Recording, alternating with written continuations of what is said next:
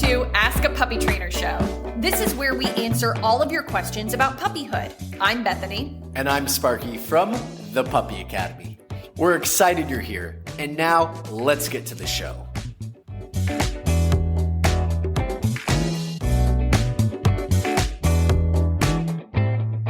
Go! Alrighty, welcome everybody to Ask a Puppy Trainer Show. This is episode 174. My gosh. I know, we've done a lot of them. I did the math. We've been doing it for like 2.5 years. Whew. I'm Bethany. This is Sparky. Who is this again? Cookie. Actually, no, excuse me. This is Wednesday Adams. Yes, it is. Can we just bask in the glory? She's like, I don't want to look at the camera. This.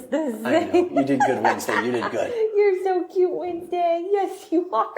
All right, guys, we are going to dive right in. Just know that you can put your comments below, your questions below. Please include the age and breed of your puppy. We do want to keep this puppy oriented, so preferably dogs, definitely dogs. And it fully changes the type of advice we're going to give you guys. Yes, exactly. I'm going to go ahead and hand Wednesday over so she doesn't have to wear this too long, but how cute is Wednesday Adams? Here we go.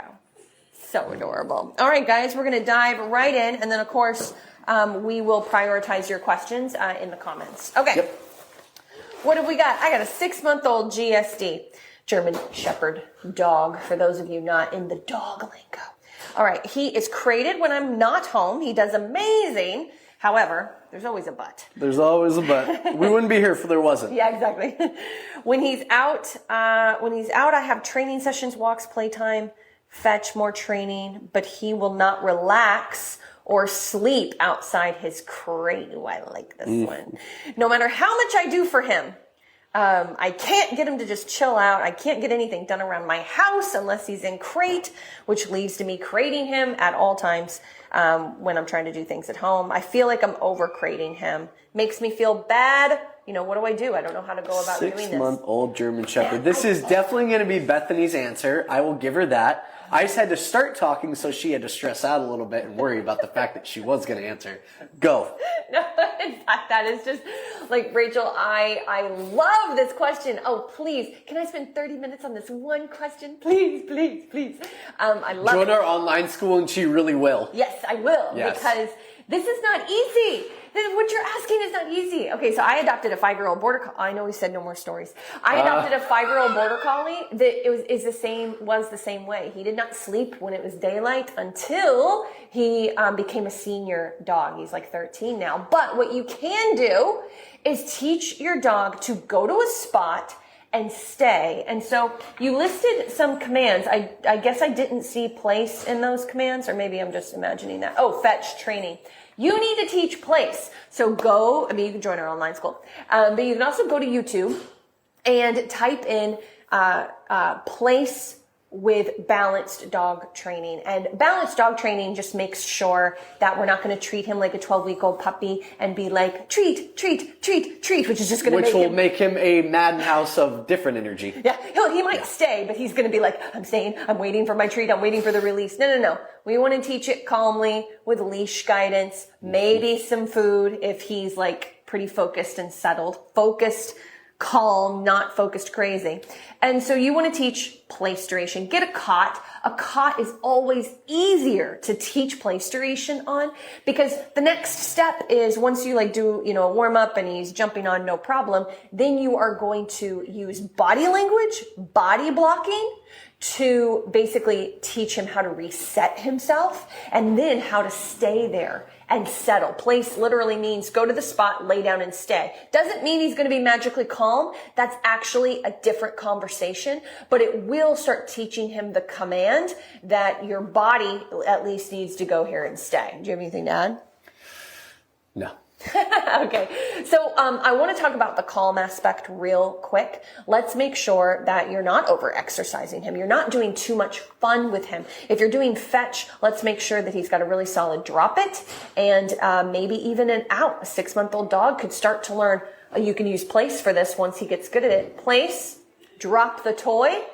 He's not allowed to get off place and get it. Break, he's released to go get the toy. You don't do that every single throw, of course, but you start mixing in some challenges. Fetch is hunting, and so you don't want it to be just Dog brings it back, drops it, sits, goes and gets it again. You want to add challenges to that. And let's just make sure that when you're working with him, it's not always fast paced. It's calm. It's kind of meticulous in the way that you're moving and communicating him more with body language and leash, and probably less verbal if you feel like he's kind of an amped up dog. And I have a challenge for you. I want you to go to your front door. Get in, don't say sit, get in front of your dog, make him get back with your body language. Hopefully you got a nice narrow front doorway. It makes it easier. But basically just wherever the door swivels out, that's your invisible boundary. And he tries to look around you. You block like you're an animal. Block, block, block. Finally, he stops trying to get by you. You take one step back with the expectation he's going to eat up space. You move into him again. Your hips are facing him directly, and you move in again. On leash, of course, for safety. The leash can help you out a little, but it's mainly body language. And that dog is going to, it'll be tough if you haven't done this before, but that dog is going to learn to, even though you open your body up and you go to open the door, not move forward, because he puts one little paw forward. Oh, you're at it again. And you're probably going to need to actually bump into him to make him give a little space. I just did this with a Zoom client with a 1-year-old that does high drive fetch and obedience, but can't calm down. And it took 20 minutes, and he was getting auto sit constantly because a well-trained dog. But as soon as he turned his hips, like he was going to go out the door, dog popped up.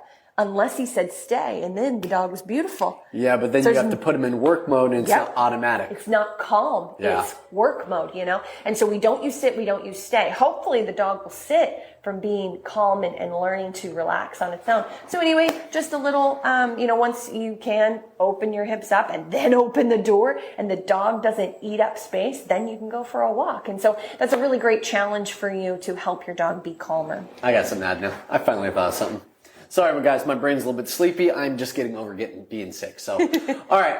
I always so in our program, Puppy Academy program, we have 4 lessons in our program. On the 3rd lesson, which is they're just barely past the halfway point of the program, I always ask, how's the jumping? How's the nipping? How's the biting?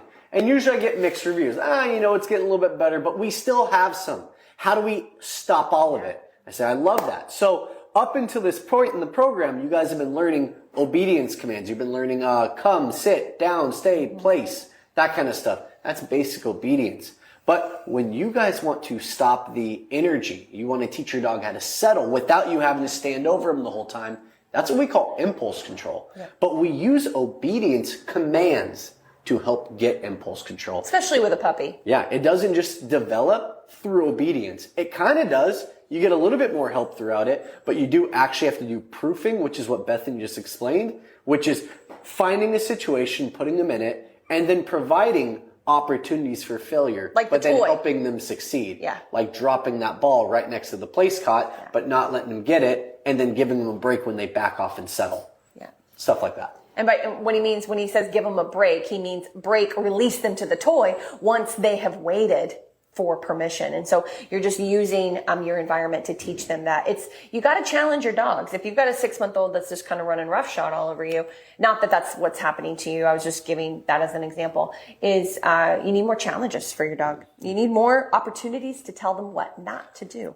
Okay, Ashley says, 4-month-old, 16-week Aussiedoodle. Love our Aussiedoodles around here. How do I teach her not to jump up when greeting people and then also playing?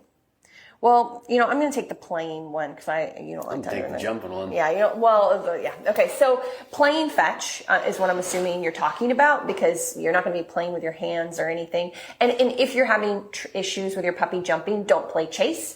Wait till they're a little bit older and have more impulse control if you want to do that. So for me, you need to be low on the ground, so get a stool or be on a step or something like that, or get down on the ground if it's a smaller, Aussiedoodle. And you're going to get a tug toy or a ball with a rope on it that's long enough for you to have 2 hands and plenty of room in the middle. I like the toys that don't have any plushy stuff in it. I think they're called plushies or something. What are they?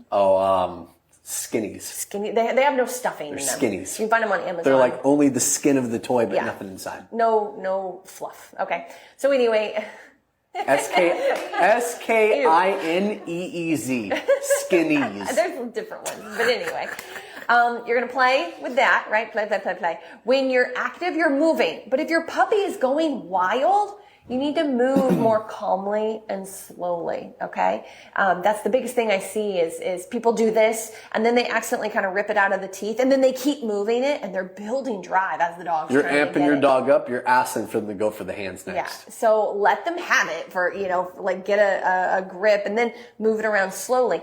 The biggest thing that people do is they're trying to play fetch like standing up or too high up, and they're holding the toy up.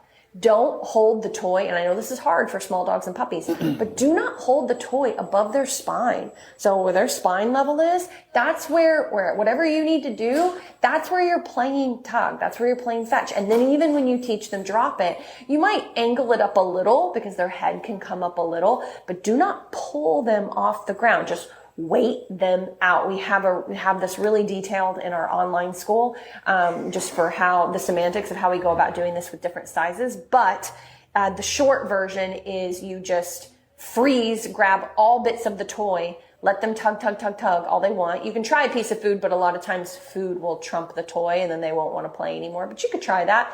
But anyway, we just freeze. And the dog gets bored, let's go, good, and we don't pull the toy away, but we're just like redirecting, sit, break, give it to them right again, go, you're active, active, active, active, freeze, but it's really more about your energy, slowing down and not holding the toy too high, and that should help with the jumping. Now, once the dog drops it, and it's mine now, and they jump up on me, I might pop up on my knees or just kind of move in a bit to block, just like I would if he jumped up on me when I was standing up, All right, you want to take the jumping on people? I want the jumping, yep. You got to interrupt Greeting. if I start getting repetitive, though. They did say specifically for greeting people.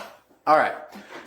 I have questions, and obviously maybe you'll respond, maybe you won't. But 16-week-old. When your dog is approaching a person, how is that person acting towards the dog? Are they showing... Actually, has the online school. Which section am I looking at that for? The library.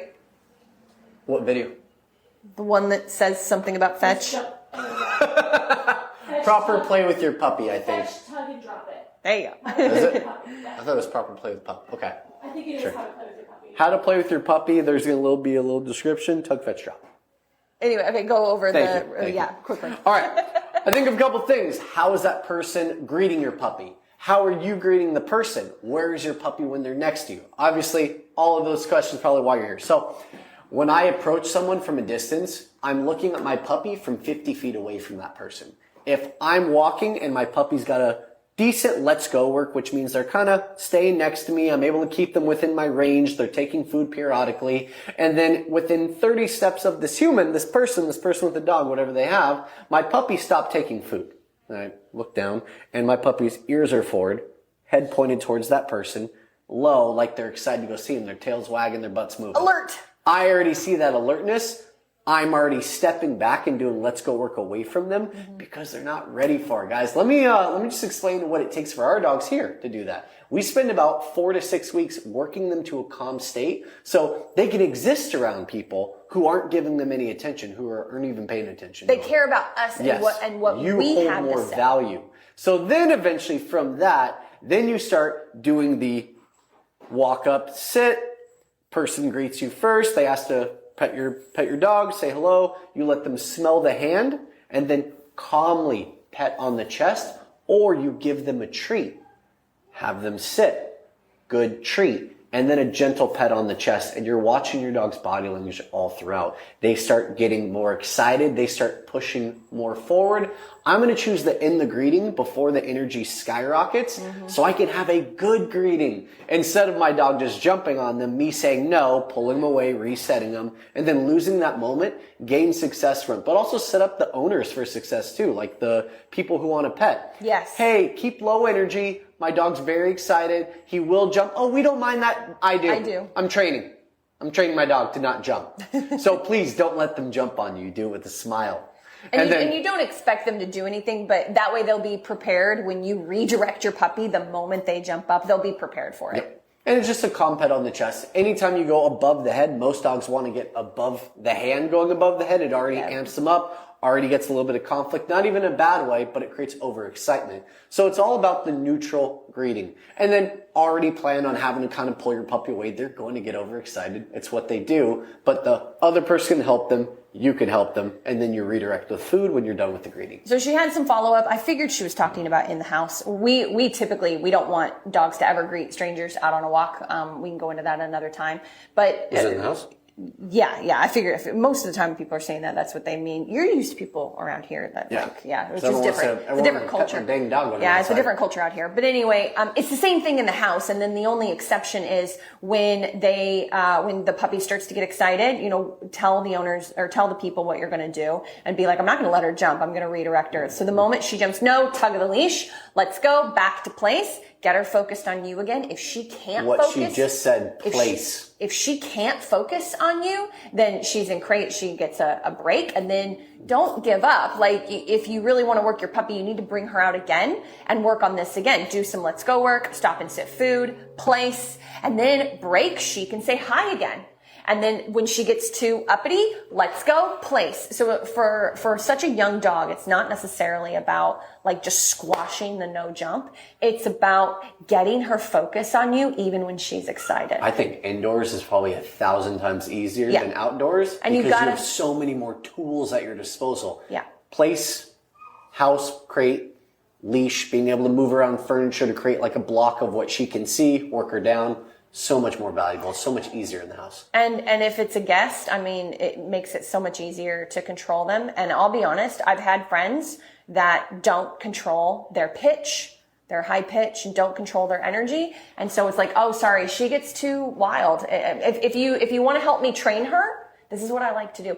If you want to help me train her, then I can bring her out. But she gets so excited, and you get so excited, it's just too much. We're trying to train her how to be calmer, and she's just got to stay in her house, which is great. That is backhanded. So it's good though. I like it. But I've had to do it before. I've had nervous, excited puppies, and I've had a nervous, excited dog, and I've had to do that with some of my friends that just can't control themselves because my puppy's so cute, and so that's how I've been able to work that out. And I've only had one person not be able to control themselves, and so truly the puppy stayed in crate. And that's okay. It's better. It's like kids. You want to set them up for success. You want to set them up to keep failing. And so it's the same thing. All right. For me, I just got to talk about one thing that he mentioned. If you guys are out on a walk or you're dealing with someone new coming in the house, meeting your puppy, when he said smell the hand, he did not mean have the person reach their hand out in that traditional way. That's what it sounded like. He did not mean that. I promise. We got to stop doing that. We got to stop doing that. It's so important. It's the reach out. It's the reach out invading their space. Yeah. It's more of a low hand and they have to come up to sniff it. Well, you don't have to do anything. Open palm is nice. You just kind of squat down and open palm and see if the dog comes into you and looks like they even want anything to do with you. Lots of puppies, especially small breed puppies, don't. Okay. Remind them of our 4 o'clock private session for all school members. I would also like to remind you guys that we have a 4 o'clock private Zoom with our online school members, just because this person is part of our online school, and we actually went really in depth. We don't normally. We usually do that in the online school. Yeah, we usually do that in the online school, but it was really good information for everybody. So just keep that in mind though, for Ashley and for anybody else who's on here and in the online school. Larissa said something previously. What did she say? Oh, I love this breed.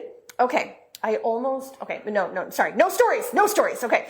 Stay focused. Larissa, 6-month-old, Nova Scotia duck-tolling retriever. Dang, okay. That is her brand. Has very random bursts of aggression. Will bite and growl when it seems nothing has triggered him. The internet says this can't be solved. Any advice? Sorry for the drama. I'm a dramatic person sometimes. Larissa says, to add more to my question, there is no food or toys around. He will come sit next to me. No warning signs. This lady knows what she's talking about. No whale eyes. No guarded body language. I'm guessing that means, what she means by that is no stiffness. But when I reach out to pet, he will snap. Okay, Larissa. Unfortunately. Let me see. I need to reread that. There's two bouts. My brain is still in the first sentence. Oh, so much aggression these days with puppies. Okay. There's a few things here that I mean, I definitely want to help you, but I also kind of want to give you maybe the macro first. Where did the internet say it can't be solved? That's what I want to know. And then, well, it can't, okay. Well, what do you mean? Well, probably other trainers saying you can't fix aggression. Can't fix it. What? I said you can't fix it. I know. But you can create That's what I'm coping trying. skills. That's what I'm trying to get into. Oh, Is there anything else you'd like to add? we should answer her question. Oh, okay. Oh, yeah. Oh, yeah. That's a good idea. That's good. Okay. So, all right. A 6-month-old dog exhibiting these behaviors. I'm not trying to pick on you, Larissa, but even if you've done everything wrong, even if you didn't do any boundaries and you cuddled them too much and you've been letting them get away with everything, even if you've been doing that, a lot of 6-month-olds will not become aggressive. They won't. And so there is some sort of genetic something that's making him predisposed to be more likely to become aggressive in certain circumstances. Hopefully that makes sense. And so it's not all on you, but it's on you as well. There's So it's usually both. beginning habits that you develop when you're developing structure for the puppy. It can be really, really tough with a hunting dog, especially because they require everything another dog needs, plus 10 times more because their drive is so high and their expectation of doing stuff is so high. Or it can be. I mean, honestly, Nova Scotia's, from my understanding, well, You just graduated one. This was 20 years ago. They're not supposed to be super nutty, but I mean, that doesn't mean you can't get a really driven one.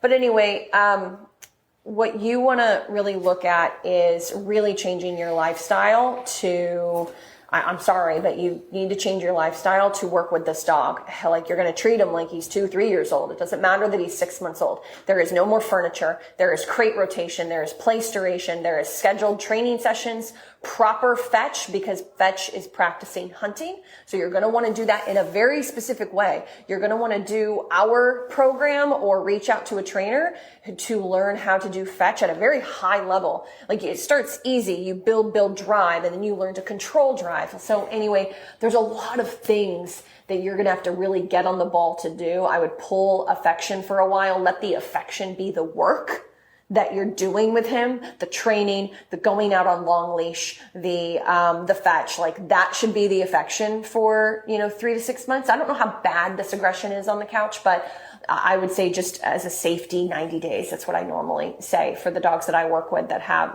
aggressive issues. They noticed the food aggression the first day they got him with the breeder. So yeah, hard. So second day I would have been on the phone with the breeder, and I would have been like, "Excuse me, you got some other puppies?" And that sounds so harsh, guys. I'm really sorry. I know that sounds crazy to some of you, but you got to live with this dog for 12 to 15 years, and you might have kids in and out, or you might just want to just not have a difficult dog. You don't even have to have kids to not want a really difficult dog that might even be above your experience level. But can you address that one more time? Above your experience level. Above your experience level, like you've never had any experience with a dog with aggressive behavioral issues outwardly, let alone towards you. It's a whole other playing field, and you will have a totally different life with this dog if you want to have control over this dog.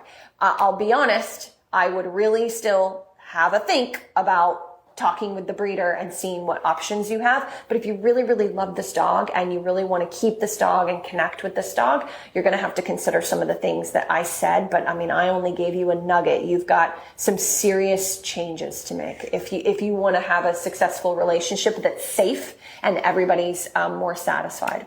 Thinking back to the question you asked, you mentioned that the internet said he can't be helped. It makes me think that maybe you've done a lot of research online. Have you spoken to a private trainer who does balanced dog training for puppies that have aggression? Because that's probably your next step as well. If you plan on keeping the puppy, I'm going to say that if you do plan on keeping the puppy, you absolutely should not go the route alone. You should absolutely get help from a one-on-one professional balanced dog trainer who works with aggression in puppies. That was a mouthful. I completely agree. You could get hurt. You can get seriously hurt by this dog. So. Or other people. You're putting other people in danger too. Correct. All right, my 10-month-old puppy, again. Man, the aggression, I swear.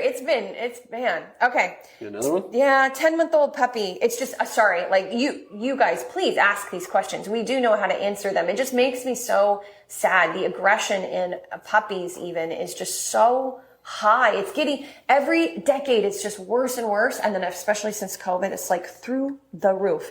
My 10-month-old puppy will resource guard on his lick mat.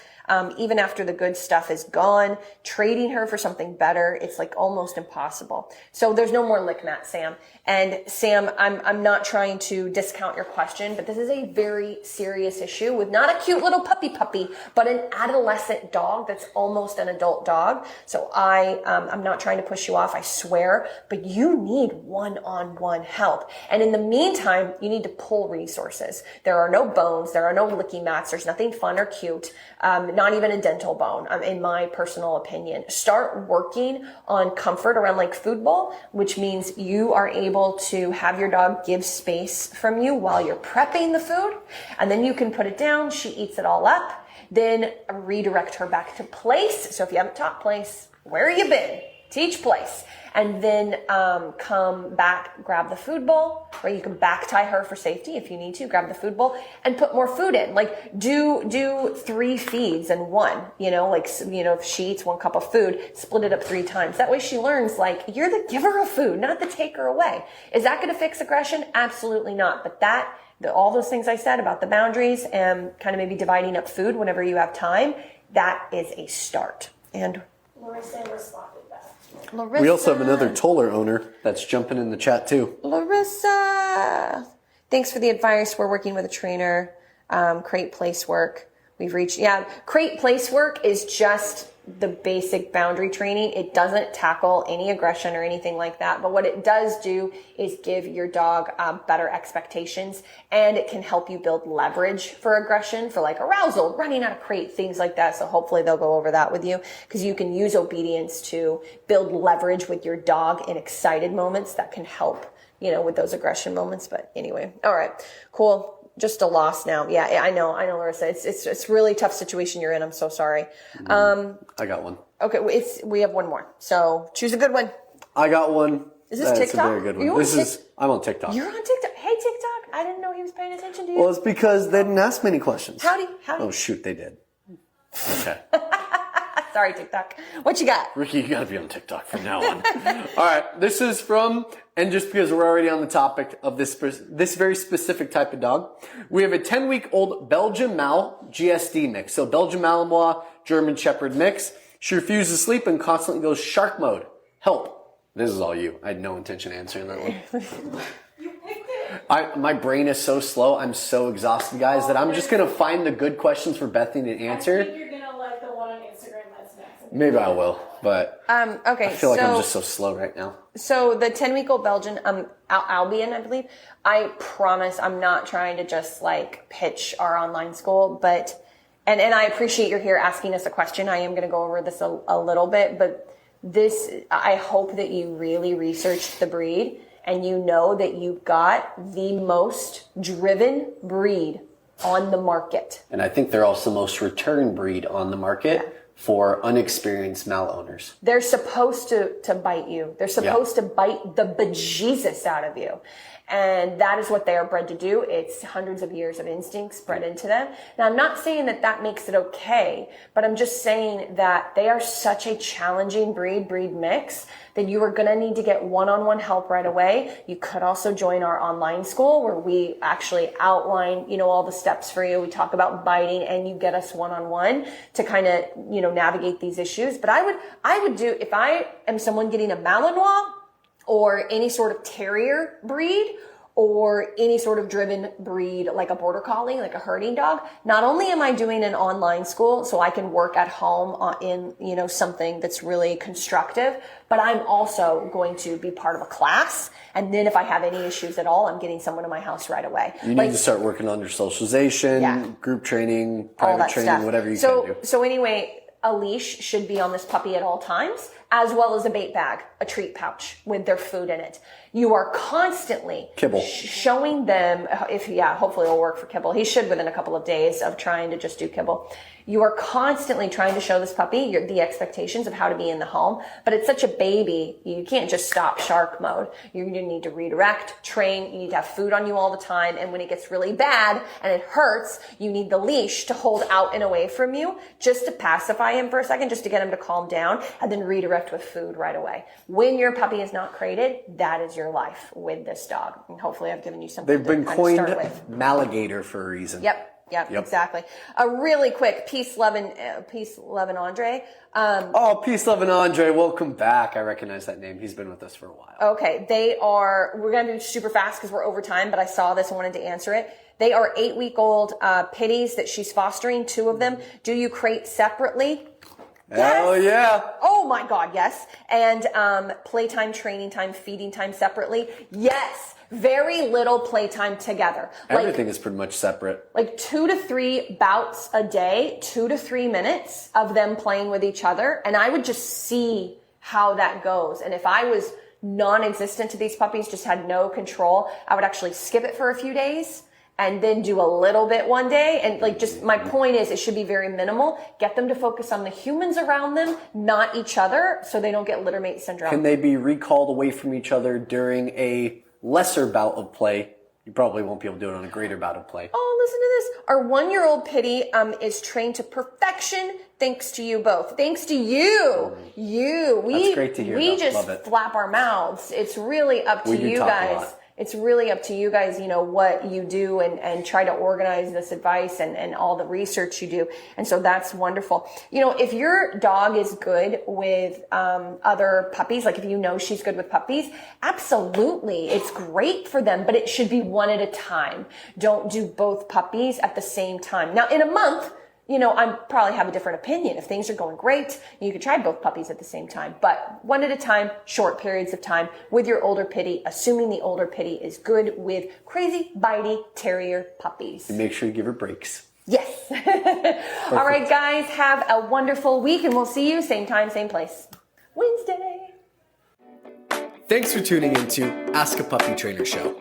We hope you found some advice that you can use to help make puppyhood a little easier. Don't forget to join us live every Wednesday at 1 p.m. Pacific time on Instagram or TikTok at The Puppy Academy.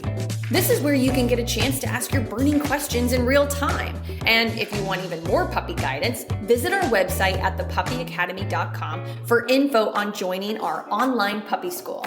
If you enjoyed today's episode, please consider subscribing to our podcast and leaving us a review. These reviews let more people find us and supports us on our mission to help as many puppy parents as possible around the globe. Thanks for listening, and we'll see you in the next episode.